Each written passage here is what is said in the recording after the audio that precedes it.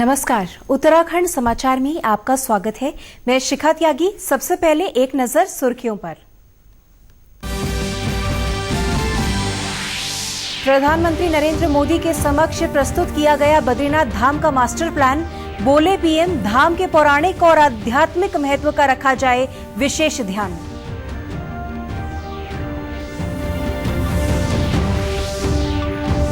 उपराष्ट्रपति एम वेंकैया नायडू ने किया प्रकृति के संरक्षण को जन आंदोलन बनाने का आह्वान। हिमालय दिवस पर मुख्यमंत्री बोले, हमारी धरोहर है हिमालय। उत्तराखंड विधानसभा के मॉनसून सत्र में वर्चुअल माध्यम से भी भाग ले सकेंगे विधायक। मुख्यमंत्री ने विधानसभा अध्यक्ष के साथ लिया तैयारियों का जायजा।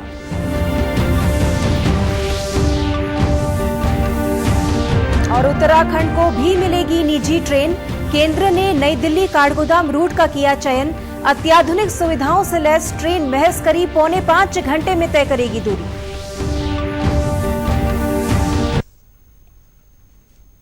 अब समाचार विस्तार से। प्रधानमंत्री नरेंद्र मोदी ने निर्देश दिए कि बद्रीनाथ धाम के मास्टर प्लान में इस बात का विशेष ध्यान रखा जाए कि वहां का पौराणिक और आध्यात्मिक महत्व बना रहे। उसे मिनी स्मार्ट स्पिरिचुअल सिटी के रूप में विकसित किया जाए। उन्होंने कहा कि निकटवर्ती अन्य आध्यात्मिक स्थलों को भी इससे जोड़ा जाए। आज मुख्यमंत्री त्रिवेंद्र सिंह रावत और पर्यटन मंत्री सतपाल महाराज की मौजूदगी में वीडियो कॉन्फ्रेंसिंग के माध्यम से प्रधानमंत्री के समक्ष बद्रीनाथ धाम के मास्टर प्लान पर प्रस्तुतिकरण दिया गया। मुख्यमंत्री ने इस अवसर पर कहा कि बद्रीनाथ धाम और केदारनाथ धाम के विकास कार्यों में स्थानीय लोगों का सहयोग मिल रहा है। निकटवर्ती गांव में होम स्टे पर काम किया जा रहा है। केदारनाथ की तरह बद्रीनाथ में भी 12 महीने कार्य किए जाएंगे। पर्यटन मंत्री सतपाल महाराज ने कहा कि ऋषिकेश कर्णप्रयाग रेल परियोजना और चारधाम राजमार्ग परियोजना पर तेजी से काम चल रहा है। इससे श्रद्धालुओं के लिए चारधाम यात्रा काफी सुविधाजनक हो जाएगी। बद्रीनाथ धाम के मास्टर प्लान पर प्रस्तुतिकरण में बताया गया कि इसमें 85 हेक्टेयर क्षेत्र लिया गया है। देवदर्शनी स्थल विकसित किया जाएगा। एक संग्रहालय और आर्ट गैलरी भी बनाई जाएगी। दृश्य एवं श्रव्य माध्यम से दशावतार के बारे में जानकारी दी जाएगी। बद्रीनाथ मास्टर प्लान को 2025 तक पूरा करने का लक्ष्य रखा गया है। मास्टर प्लान को पर्वतीय परिवेश के अनुकूल बनाया गया है। इस अवसर पर प्रधानमंत्री को केदारनाथ धाम के पुनर्निर्माण कार्यों की प्रगति की भी जानकारी दी गई। आज हिमालय दिवस मनाया जा रहा है। इस अवसर पर नई दिल्ली में आयोजित वेबिनार को संबोधित करते हुए उपराष्ट्रपति एम वेंकैया नायडू ने प्रकृति के संरक्षण को जन आंदोलन बनाने का आह्वान किया। उन्होंने खास तौर से युवाओं से इस काम को अपने हाथ में लेने की अपील की। उपराष्ट्रपति ने कहा कि हिमालय का संरक्षण बहुत आवश्यक है। ऑर्गेनिक खेती और सतत पर्यटन हिमालय राज्यों को आगे बढ़ने के बेहतर रास्ते हो सकते हैं। उपराष्ट्रपति को इस अवसर पर केंद्रीय शिक्षा मंत्री डॉक्टर रमेश पोखरियाल निशंक की लिखी पुस्तक संसद में हिमालय भी भेंट की गई। वेबिनार में डॉक्टर निशंक, केंद्रीय मंत्री जितेंद्र सिंह, किरण रिजिजू, अनुराग ठाकुर, राष्ट्रीय सुरक्षा सलाहकार अजीत डोभाल, सीडीएस जनरल बिपिन रावत आदि ने भी शिरकत की। हिमालय दिवस के अवसर पर जारी संदेश में मुख्यमंत्री त्रिवेंद्र सिंह रावत ने हिमालय को भारतीय सभ्यता और संस्कृति का आधार बताते हुए इसके संरक्षण के लिए संकल्प लेने का आह्वान किया। मुख्यमंत्री ने कहा कि हिमालय हमारा भविष्य और विरासत दोनों ही है। ये अपनी नदियों और जलवायु से पूरे विश्व को एक सूत्र में पिरोता है। मानव सभ्यता के लिए हिमालय का संरक्षण बहुत जरूरी है। आज तमाम दुनिया हिमालय के संरक्षण को लेकर चिंतित है। हिमालय का मतलब है हमारी संस्कृति का उद्गम। हिमालय का मतलब है कि हमारे देश के पर्यावरण को संरक्षित करना।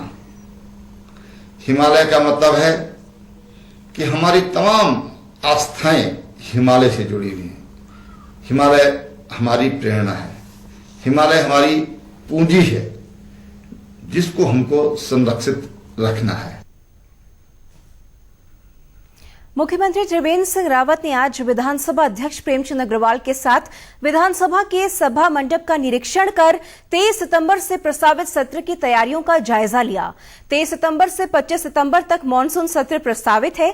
इसके लिए कोरोना के बढ़ते प्रकोप को देखते हुए सोशल डिस्टेंसिंग सहित सभी जरूरी उपायों के साथ तैयारियां की जा रही है। विधानसभा अध्यक्ष ने इस मौके पर बताया कि कोविड-19 के प्रोटोकॉल के अनुसार सोशल डिस्टेंसिंग के साथ बैठने में विधायकों के लिए जगह कम पड़ सकती है। इसे देखते हुए दर्शक दीर्घा और पत्रकार दीर्घा को भी सदन में शामिल किया जा रहा है। साथ ही 65 वर्ष से अधिक उम्र के 12 विधायकों को सत्र में वर्चुअल माध्यम से जोड़ने की तैयारी भी पूरी कर ली गई है। श्री अग्रवाल ने बताया कि सत्र में भाग लेने के लिए कोरोना टेस्ट जरूरी है। नेगेटिव रिपोर्ट आने पर ही सत्र में शामिल हो सकेंगे। विधायकों के साथ किसी भी अन्य व्यक्ति को आने की इजाजत नहीं होगी।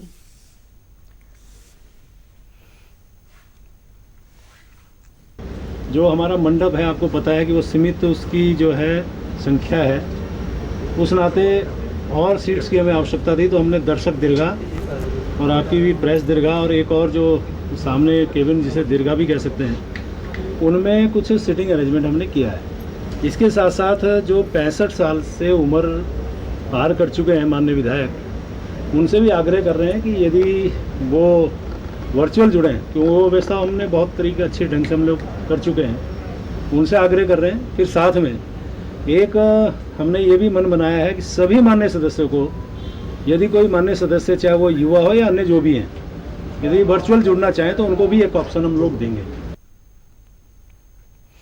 मुख्यमंत्री त्रिवेंद्र सिंह रावत ने कहा कि वनों के विकास के लिए पौधरोपण के साथ साथ उनकी सुरक्षा पर भी ध्यान देने की आवश्यकता है। पौधों का सर्वाइवल रेट बढ़ाने के लिए लगातार मॉनिटरिंग की जानी चाहिए। आज सचिवालय में उत्तराखंड कैंपा की बैठक में मुख्यमंत्री ने कहा कि वन विभाग रोजगार सृजन के क्षेत्र में महत्वपूर्ण भूमिका निभा सकता है। कोविड-19 के दृष्टिगत गांव को लौटे प्रदेशवासियों को रोजगार उपलब्ध कराने के लिए जल संरक्षण, पौधरोपण, नर्सरी विकास व वन संपत्ति की सुरक्षा के क्षेत्र में रोजगार सृजित किए जा सकते हैं। राज्य सरकार लगभग 10,000 लोगों को ऊर्जा विभाग से 25 वाट के सोलर प्लांट्स के माध्यम से रोजगार उपलब्ध करा रही है। वन विभाग भी कम से कम 10,000 लोगों को रोजगार देने का प्रयास करे। मुख्यमंत्री ने बुग्यालों के संवर्धन के लिए कॉयर नेट और पिरूल चेक डैम के साथ ही भीमल के इस्तेमाल पर ध्यान देने के निर्देश दिए। मुख्यमंत्री ने कहा कि हिमालय दिवस के अवसर पर प्रदेश के स्कूल कॉलेजों को पर्यावरण व प्रकृति के प्रति जागरूकता के लिए 10-10 हजार रुपए की राशि उपलब्ध कराई जा सकती है। वन मंत्री डॉक्टर हरक सिंह रावत ने कहा कि वन विभाग वनों के संरक्षण एवं संवर्धन के लिए लगातार प्रयास कर रहा है। केंद्र सरकार ने निजी ट्रेनों के संचालन के लिए जो रूट तय किए हैं, उनमें उत्तराखंड को भी एक ट्रेन मिलने जा रही है। ये निजी ट्रेन नई दिल्ली से काठगोदाम के बीच चलेगी। स्थानीय रेलवे अधिकारियों के अनुसार हवाई जहाज में मिलने वाली सुविधाओं के समान अत्याधुनिक सुविधाओं से लैस ये ट्रेन करीब 4.25 घंटे में दिल्ली काठगोदाम के बीच की दूरी तय करेगी। अभी प्रस्तावित हुई है, रेलवे बोर्ड ने प्रस्ताव दिया है प्राइवेट लोगों को। उन्होंने जो प्रस्ताव दिया है उस प्रस्ताव के हिसाब से काठगोदाम को एक ट्रेन मिली है। आते समय 4 घंटे 40 मिनट में यहाँ पहुँचाएगी, जाते समय थोड़ा और टाइम लेगी। उसमें फैसिलिटीज़ एयरपोर्ट तर्ज पर ही होंगी, साफ़ सफाई से लेके, और यात्रियों की सुविधा के लिए टीवी भी रहेंगे, वाईफाई रहेगा डायरेक्ट, और कहीं मतलब कनेक्टिविटी फुल जर्नी के दौरान पूरी कनेक्टिविटी रहेगी। वहीं हल्द्वानी के व्यापारियों ने नई दिल्ली काठगोदाम रूट का चयन फास्ट और अत्याधुनिक सुविधाओं वाली निजी ट्रेन के लिए होने पर खुशी जताई है। व्यापारी होने के नाते जो है आज हम इसी मांग को लेकर के जो है यहाँ स्टेशन पे आए हैं, और कई लोगों की मांग है क्योंकि पर्यटक से जो है ये काठगोदाम रेलवे स्टेशन जुड़ा है और कई स्टेशनों को जो है ये जोड़ते हुए चलता है। तो मैं मानता हूँ कि अगर दिल्ली के लिए एक ट्रेन बहुत जल्द मिल जाती है तो कहीं ना कहीं उत्तराखंड के साथ पूरे कुमाऊं को फ़ायदा मिलेगा इसका। कोरोना महामारी ने लोगों के जीवन में व्यापक बदलाव किया है। अब लोगों में स्वच्छता, खान-पान और संयमित जीवन शैली अपनाने के लिए पहले की अपेक्षा ज्यादा जागरूकता दिख रही है। महामारी से बचाव के लिए लोगों ने अपने रोग प्रतिरोधक क्षमता को बढ़ाने के उपाय भी शुरू किए हैं। कोटद्वार के गोविंद नगर की रहने वाली 78 वर्षीय रामप्यारी को कुछ समय पूर्व कोरोना हुआ था। स्वास्थ्य विभाग ने उन्हें क्वारंटीन सेंटर में भर्ती करा दिया।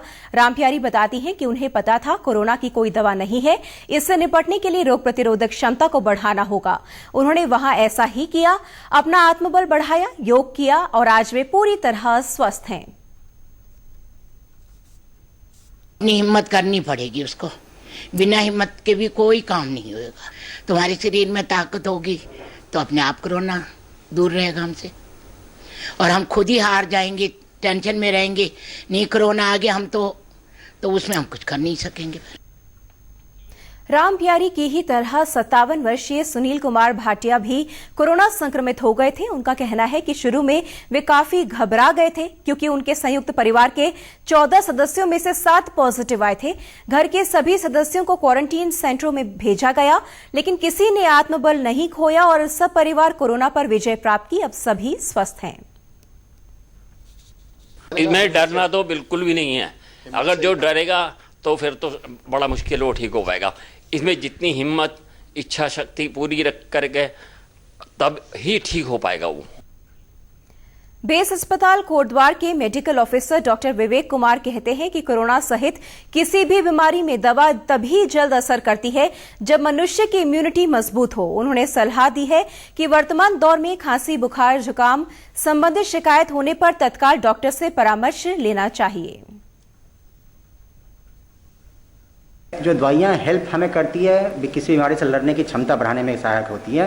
तो एक्चुअली दवाइयाँ भी हमें मतलब आपको जो जितनी हमारी स्ट्रॉन्ग इम्यूनिटी होगी उतनी अच्छी उसमें काम करेगी। अगर इम्यूनिटी अच्छी नहीं होगी तो दवाइयाँ भी उतनी अच्छे तरीके से काम नहीं करती हैं।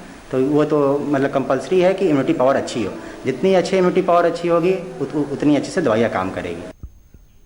वहीं कल रात जारी हेल्थ बुलेटिन के अनुसार राज्य में कोरोना के 658 नए मामले सामने आए हैं। इसके साथ प्रदेश में एक्टिव मामलों की संख्या बढ़कर 8,184 हो गई है, जबकि कुल 360 कोरोना संक्रमितों की मृत्यु हुई है। करीब 5 दशक पूर्व आपदा में नष्ट हुए दुर्मी गौड़ा यानी बिरही ताल के दिन सुधरने वाले हैं। चमोली जिले की निजमुला घाटी स्थित दुर्मी गौड़ा ताल को पुनर्जीवित करने के लिए मुख्यमंत्री त्रिवेंद्र सिंह रावत के निर्देश पर कार्य योजना तैयार की जा रही है। इसी सिलसिले में जिलाधिकारी स्वाति एस भदौरिया ने क्षेत्र का स्थलीय निरीक्षण किया। उन्होंने जानकारी दी कि इसमें ट्रैक का सौंदर्यीकरण, म्यूजियम निर्माण और साइट डेवलपमेंट के तहत कैंपिंग साइट, व्यू पॉइंट बनाने का काम शीघ्र शुरू किया जाएगा। के लोगों ने उसका बीड़ा उठाया है कि इसको आगे ले जाएंगे, और इसमें माननीय मुख्यमंत्री जी ने भी काफ़ी इंटरेस्ट शो किया है। और आज हम लोगों ने साइट विजिट किया। आगे इसका जियोलॉजिकल सर्वे कराकर एक प्रोजेक्ट तैयार किया जाएगा और उसको शुरू किया जाएगा। और उसके पहले तत्काल जो काम हो सकते हैं, जो उसकी पेरिफेरल एक्टिविटीज़ है, जैसे कुछ रोड का सौंदर्यीकरण, कुछ म्यूजियम बनाना, कुछ यहाँ पे कैंपिंग साइट्स डेवलप करना, व्यू पॉइंट्स बनाना, इस तरीके की चीज़ें हम तत्काल टेकअप करेंगे। और यहाँ बहुत सारे पर्यटन के और भी चीज़ें हैं, ट्रैक्स हैं, एडवेंचर एक्टिविटीज़ काफ़ी हो सकती है। तो यहाँ बहुत अच्छी संभावना है और ताल उसका एक फोकल पॉइंट हो जाएगा। दुर्मीताल क्षेत्र के आसपास लॉर्ड कर्जन ट्रैक, क्वारी पास, सप्तकुंड, तड़ाक ताल स्थित है। यहाँ से नंदा घुंघटी और त्रिशूल पर्वत का सुंदर दृश्य नजर आता है। चमोली में बिरही से लगभग 18 किलोमीटर दूर 5 मील लंबा, 1 मील चौड़ा और 300 फुट गहरा एक दुर्मी ताल था। इस ताल के एक कोने पर गौड़ा गांव और दूसरे कोने पर दुर्मी गांव बसा है। इसमें करीब 15 करोड़ घन मीटर पानी था, लेकिन 20 जुलाई 1970 को नंदा घुंघटी पर्वत पर भारी बारिश और बादल फटने से आई बाढ़ से दुर्मी ताल टूट गया था। ये क्षेत्र पर्यटन की दृष्टि से बहुत सुंदर है। इस ताल का पुनर्निर्माण हो जाए तो निश्चित तौर पर मुझे लगता है कि पूरे क्षेत्र में पर्यटन की मोहरें बन पड़ेगी और यह क्षेत्र पूरी दुनिया के नक्शे पर आ जाएगा। और 15 अगस्त के दिन यहाँ पर एक किश्ती मिली है यहाँ के युवा साथियों को, और मेरे साथ अगर हम लोगों ने 3 घंटे की खुदाई करी है, उस खुदाई के बाद किश्ती मिली है। बता दें कि 1970 से पहले बहुत सारी यहाँ नावें चलती थी और वहाँ पे लोग बहुत सारे टूरिस्ट आते थे।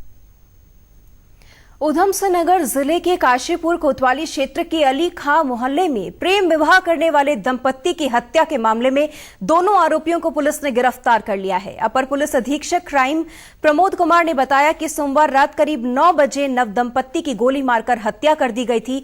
लड़की के परिवार वाले इस रिश्ते से खफा थे। आरोप है कि इस कारण लड़की के पिता और भाई ने मिलकर इस घटना को अंजाम दिया। जो लड़की है उनके पिताजी और उनका जो भाई है मृतका का, उनके द्वारा जो है उनको गोली मारकर उनकी हत्या कर दी गई थी। सूचना मिलते ही तत्काल जो है पुलिस बल मौके पर पहुंचा। जो मृतक राशिद था उसके भाई की तहरीर पर जो है एफआईआर पंजीकृत की गई थी। मृतका के जो पिता हैं और जो उनका भाई है उनको पुलिस के द्वारा जो है अरेस्ट कर लिया गया है। इसी के साथ समाचार समाप्त हुए। नमस्कार।